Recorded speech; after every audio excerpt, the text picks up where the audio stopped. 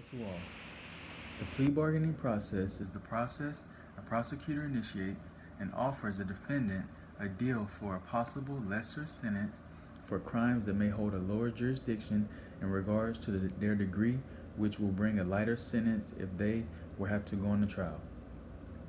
Juan says during the plea bargaining process, prosecutors generally offer charging or sentencing concessions to induce defendants to plead guilty and waive their right to a jury trial, or threaten defendants with increased charges or more severe sentences if they do choose to go to trial.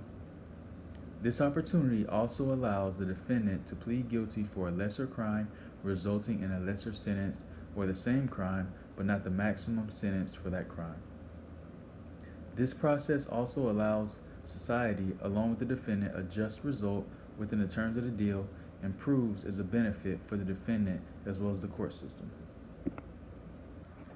Devers says, moreover, several researchers have noted that prosecutorial biases can influence the plea bargaining process because prosecutors are given such wide latitude when they reduce charges for offenders.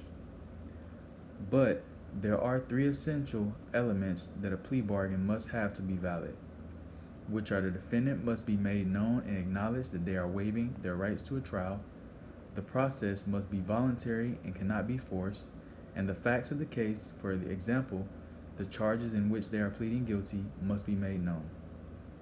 Researchers have also found that other factors affect the plea bargaining process, like region, race, age, gender, causing adverse results for some defendants.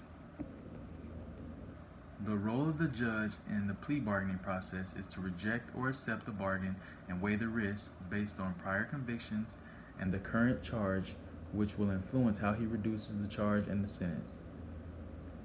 Due Process TV says there is a coercive effect from what we call the trial tax, which is that the phenomenon which that a judge giving the sentence that is extremely harsh after trial and extremely lenient before trial, notwithstanding the fact that the judge is required in both instances to weigh aggravated and mitigating factors. Plea bargaining is a benefit for the United States in criminal justice because it provides the defendants who do not want to exercise their right to a trial another option while still achieving the goal of reprimanding them.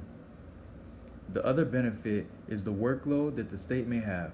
Plea bargaining allows them to focus attention on more violent cases, which may be more important than charges of lower level third or fourth degree charges. I am against continuing the plea bargaining process because it should not be used as a means of lightening the workload due to the lack of evidence found or flimsy prosecution.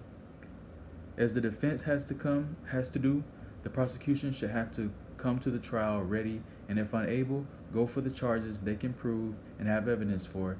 This will lighten the workload, one like myself would think. Secondly, the plea bargaining process is not fair, as researchers have found far fewer blacks will get reduced sentences than whites. And if the argument is posed that blacks commit more crimes, this should be reason for it to be fair if the scale is tipped more so to one side.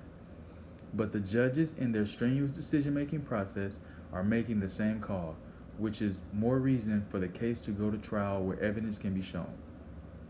Lastly, innocent defendants plead guilty when they could have had a chance to go to trial and get their name cleared, but feel pressured due to pretrial factors and uncertainty, calling for plea bargains to come to an end.